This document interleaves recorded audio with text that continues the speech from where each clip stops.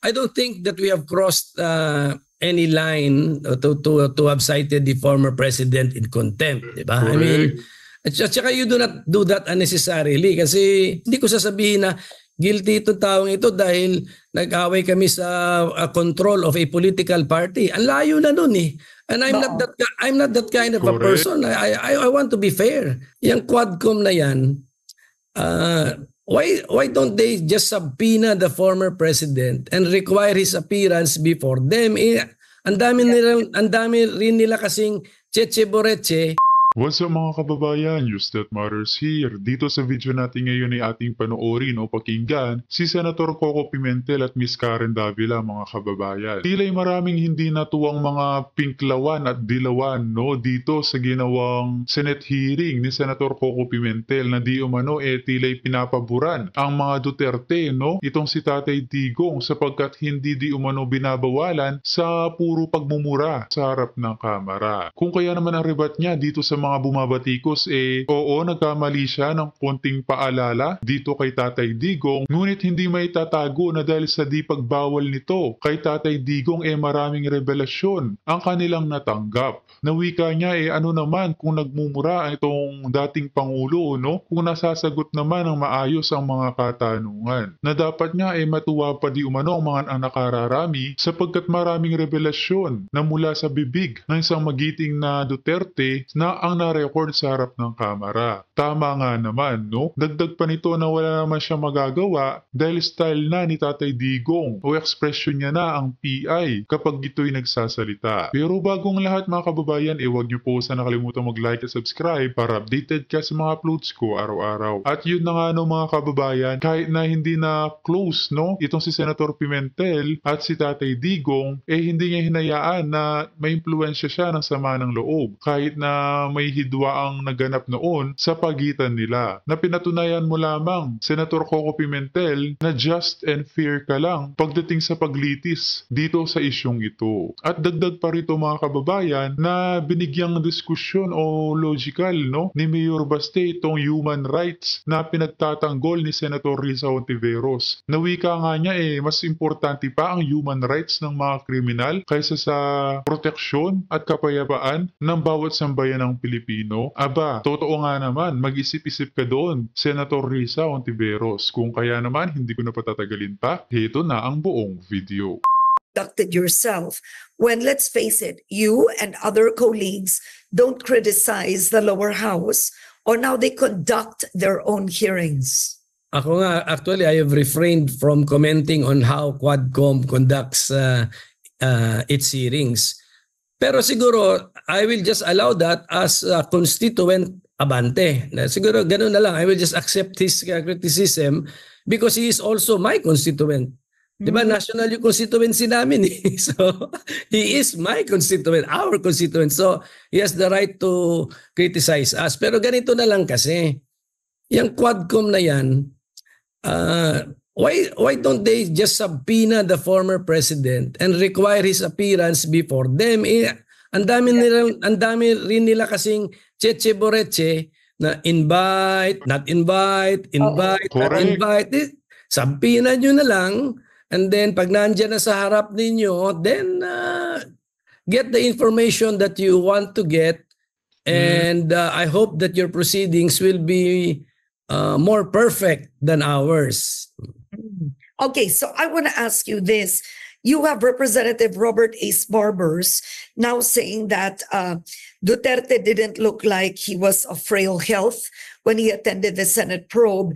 And he said that he was hoping that Duterte would show up at the next Quadcom hearing. Ang tanong ko, if the Quadcom subpoenas the former president and he refuses to appear, given he is a former president, can you actually cite him in contempt or have him arrested?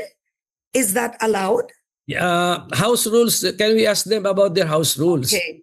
So magkaiba yun.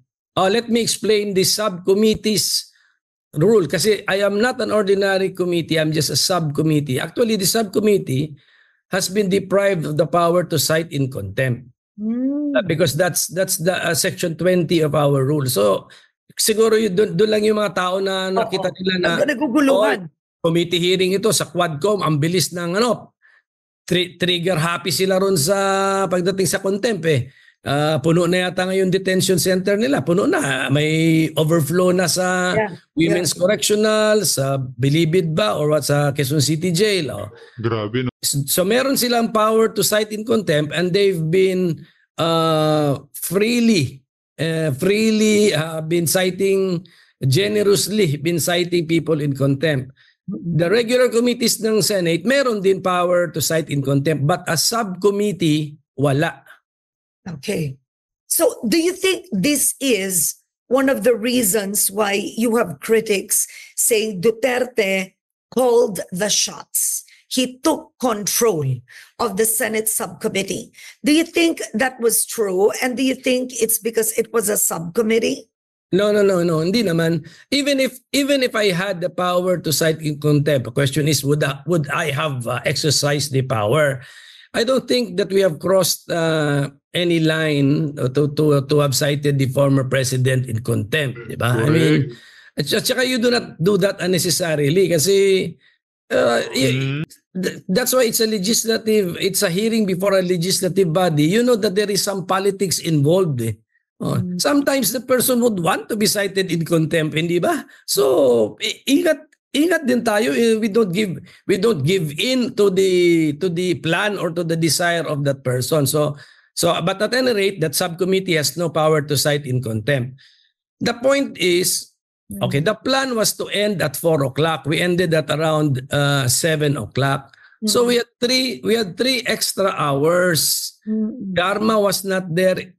Leonardo was not there. Espinosa was not there. So we give it to this witness who rarely makes public appearances or official appearances before government bodies. Let's give it to him. Okay, salita. Okay, pero ang ano doon is, ang iba kasi na paulit-ulit, siguro mga 3 to 4 times na sabi. Pero okay, let us, because that is also valuable for us investigators to see kung consistent ba yung, even if you repeat something, are you consistently repeating something? So, we will now be convinced that, okay, this is really his stand on this particular issue because he stated it 3 times and the statement is really perfectly the same. So that may value din po lahat yun. But we could have ended it actually 2 hours earlier. Pero since my next commitment got also moved, so that means I had time. So I allowed it. Nandun na siya, sayang. Okay. But did you feel any pressure? Because at one point in time, you were actually a supporter of former President Duterte. You were a believer. Before the whole PDP Laban issue, you were one of those who supported Duterte early, right? Yes. Did you feel that kind of a pressure? Well, I'm no longer his supporter now. We have a pending case before the Supreme Court. So we have our political differences. We do not communicate. So parang may ano ba yung kasabay? Hindi na kami close. So he has absolutely zero influence over me, especially on the way I think. So when I write the committee report, our past relationship, our past friendship, our past dealings will have zero influence over me. And but also ito lang dadagdag ko, even our present disputes will also not affect my way of thinking. I will just look at the evidence. I will follow the evidence. Hindi ko sasabihin na guilty itong taong ito dahil nag-away kami sa control of a political party. Ang layo na nun eh. And I'm not that kind of a person. I want to be fair. But what is there? I need to look at what is there. What is the evidence? Okay. And I wanted to... Grabe ka, ang galing mo, Senator Pimentel. Pinatunayan mo ang pagiging neutral mo, no, sa kabila ng mga hidwa ang naganap sa pagitan nyo ni PRRD. Big thumbs up po sa inyo. And also, I mean, I think, let's say, not as a journalist, but as an ordinary viewer, it's actually a minus when you have legislators grandstanding, right? So when you watch a hearing, for example, you want to hear, gusto mo pakinggan yung kwento ng isang witness. What you have some legislators, whether in the lower house or in the Senate, they want to take that opportunity to grandstand, di ba? Senator, seeing it. Hindi mo na marinig. But what happened is actually with Duterte being allowed to speak, if you Correct. ask any ordinary viewer, more was revealed. So if I were to ask you, what kind of information do you believe was highlighted and important that Duterte admitted in the Senate? Well, Number one, he Number one. admitted there was a Davao death squad. that there was a Davao Death Squad. Of course, that there were deaths actually perpetrated by the Davao Death Squad. As to who composed, meron siya ibang versions doon. Yun. Kailangan imbestigahan yun. But not by calling him again. He cannot be the source of all information. That's why we really need to do some investigating ourselves. And then number two, siguro I got worried about that he got to teach early in the police officers' professional lives. He got to teach them that early. Encourage them. Huh? Encourage them. So yan yun. That is now the professor of a fresh police officer. So ang tanong ko, who are screening those who get access as professors to the fresh police officers? They have to be screened. And if they teach that way, that you highlight first what is questionable, sabi na natin what is illegal, for 1 hour you highlight what is illegal, what should not be done, that you do what should not be done, and then the last 10 minutes of the lecture you say that this will all be legal if it's in self-defense. I mean that's somebody should be screening also the professors teaching our police officers. Okay. Delikado yun eh. So among others yan, Karen, ang dami pang problema. And what do you think? HR, I wanted to ask you what you thought when Duterte said, yang mga yan, yung nakaupo dyan, yung commander na yan, mga commander yan ng Davao Death Squad. Yan si Bato, Davao Death Squad yan. Right? In fairness to them, ang natural reaction ko tinignan ko sila kung sino magre-react They were so timid They walang tagtaas ng kamay. So ang ginawa ko, initiative ko, tinanong ko sila, do you want to react? Kasi, I mean, you are really put in a bad light. I mean, you should react. But since they did not want to react, I required them to react.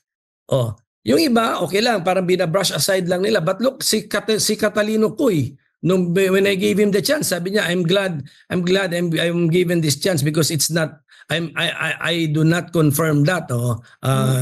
That because I think once upon a time, that was also linked to him and it affected his career. Yun ang point. I think that was the gist of his input. And then I interviewed Senator Bato de la Rosa on Head Start last week, and he categorically just denied. He said, hindi ako naging miyembro ng Davao Death Squad, pero hayaan na lang daw magsalita si Duterte. Ganun daw yun, nagbibiro lang. Okay, at least may nagsabi ng gano'n. Pero if we look at just the words of the witness or the resource persons, hindi niya sinabi yun. So nasa sa amin na yun. Those who will now go over the records, come up with conclusions and write the draft subcommittee report, nasa sa amin yun. Will we believe, how much weight or belief will we put on this statement? Will we treat this as a joke? Na hindi naman niya sinabing joke, ibang tao ang nagsabi ng joke, hindi siya. So who di ba, what is the qualification of a third party saying that the person speaking is joking? Yeah. So now I want to ask you about Police Officer Grijalde. Officer Grijaldo. who had an assigned affidavit, read it in the Senate, and said essentially that Representative Abante and Representative Dan Fernandez spoke with him privately and said, ipinakita, ayan, ito yung testimony ni Garma, yan ang sasabihin mo, yan ang sasabihin mo. And Abante Grabe, said, no? oh, ilang taon ka pa ba sa PNP? Baka mag-general ka. So in effect, he said in the Senate, wala siyang alam sa reward system, pero kumbaga na-pressure siya doon sa Quad Committee. Kaya sinabi niya, yes, may reward system. What do you make of that testimony? No. Si Grijaldo, I think, did not confirm the reward system. He did not confirm. Tinanong ko siya eh. So you actually testified after that incident, yung kinikwento mo, yung na pinuturo sa iyo yung affidavit ni Garma. Okay, sabi ko, nag-testify ka sa Quadcom. Sabi niya, yes. Nagsinungaling ka ba? May sinabi ka ba doon na hindi totoo na resulta ng pag-pressure sa iyo? Sinabi naman niya, no. Kung ano yung sinabi niya, pinaninindigan niya na totoo. So it was not about those paragraphs na pinakita sa kanya. So but then this is my point, no? Okay. Ganito lang kasi dapat tayo mag-isip. We were not there eh. Tayo, Karen, ako, we were not there. So what are the two possibilities? Pwedeng totoong nangyari, pwedeng hindi totoong nangyari. Pero ang totoo, talagang kinausap nila privately. Representative Abante Inamin nila. Okay, pero siyempre may in-between yun kung ano naman yung pinag-usapan na baka naman hindi pinipilit. Doon lang muna tayo sa version ng witness na parang pinipilit siya. Okay. Kasi kung totoo yun, saan tatakbo yung taong subjected to that kind of pressure? Saan siya tatakbo? So pasalamat may Senado na pwede niyan takbuhan so that he can now air what really happened. Sa madaling salita, Senator Coco Pimentel, nagsumbong na sa inyo, no? Grabe talaga. Buti na lamang talaga may subcommittee sa Senado. At tama nga ang hinala natin na scripted itong ginagawa ng mga huwad na committee na Kongreso. At yun na nga no, mga kababayan, narinig natin si Senator Coco Pimentel at sa pagpapatuloy, atin naman din pakinggan no, ang standpoint ni Mayor Baste Duterte, Miss Joey Cruz at dalawang iba pa, no? Na sino nga ba naman ang paniniwalaan? Itong dalawang pulpul na kongreso o itong PNP Colonel Grijaldo na nilagay ang sarili sa alanganin, mabulgar lamang ang katotohanan na scripted ang ginagawa ng Tuwadcom, no? Na sina Congressman Abante at Dan Fernandez. Ating sabay-sabay na panoorin to, mga kababayan. Delaying the game. They're trying to delay the game to make it maybe and like until 2028. Para wala nang ayaw nila may makabalik eh. Sa buti nga, tinapos na yung Pogo discussion eh. Right? I think they've wrapped up that Gusto pa nila discussion. itahi yung KPR. Di lahat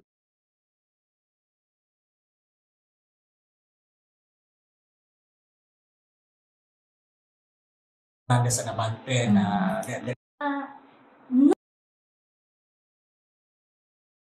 i-deny. At since hindi nila po pwedeng i-deny, kailangan nilang mag-explain. Round 2. impact. Yes. Actually, kaya somehow, kung may play or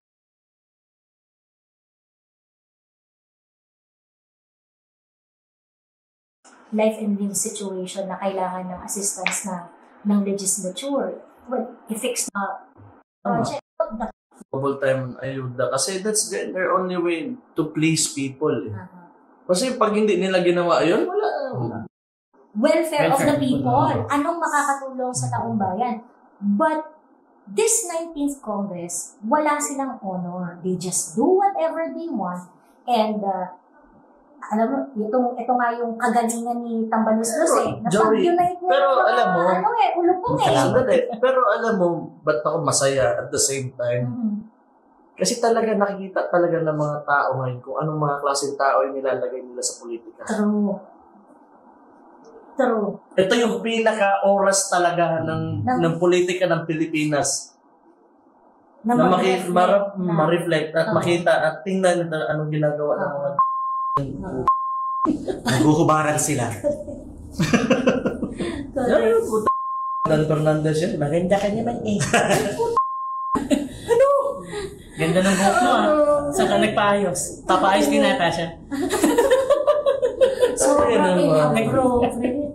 Grabe. Yun na nga eh. Honorable sila, congressman, tapos yung line of questioning nila, sobrang baseless, walang nonsense. Kung My God. honorable ka kasi talaga, kung meron kang honor, you're not going to do that. Eh, ang problema, walang honor tong 19th Congress. Wala talagang dangal. I mean, you talk about things that are not really important, wasting our money. Ano yan?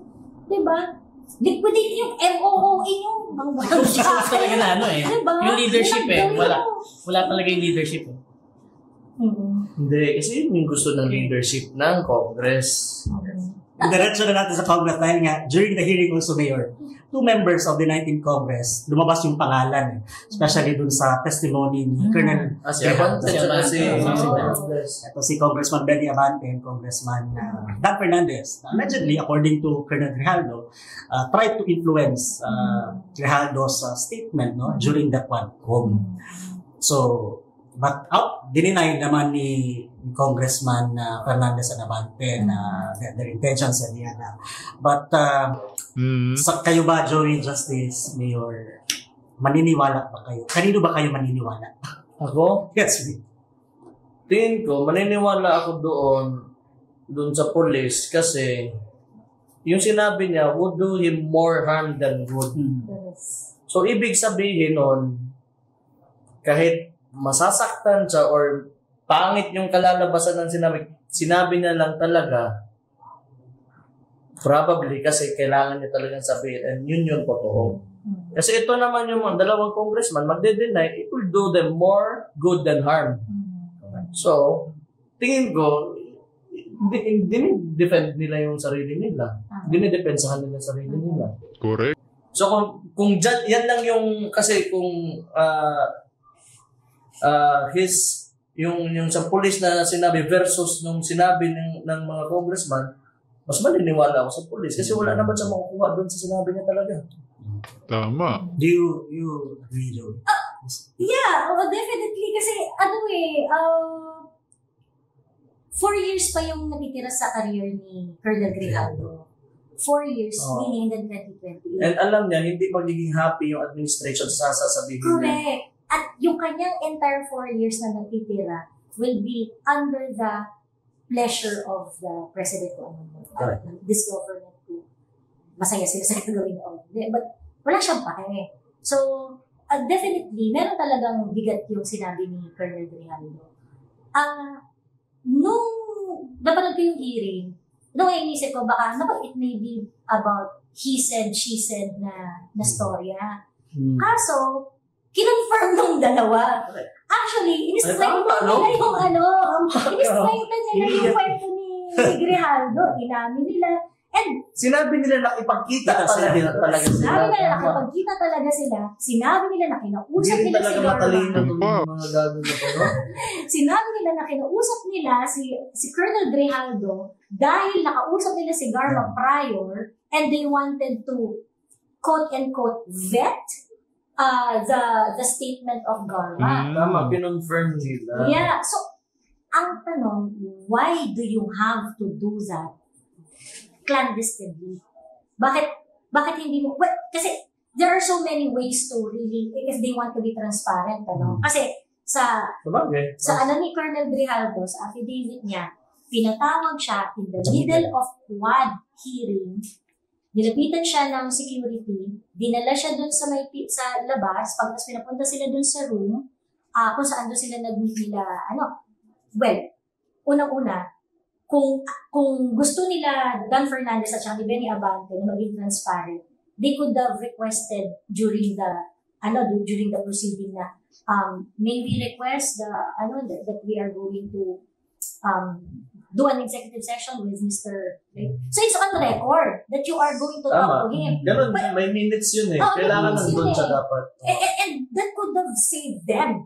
Kung talagang wala silang bad intention, it's not secret. Sinabi namin yun during the procedure. But because behind the scenes siya ginawa, and I think magaling rin talaga to si Colonel Grijaldo kasi talagang it was a bit that these two idiots talk And so, nagsalita sila na nagsalita, maghapon magdamag ng 2 araw after nung Kala siguro nila, Miss Joey, mabibili ang pagkatao nitong si PNP Colonel Grialdo, no? Kukayat kinausap at inoperan pa na may-aari maging general di umano ito kamukha ni Torre. Ang kakapal ng mga pagmumukha nitong sina Congressman Abante, Pong Dan Fernandez.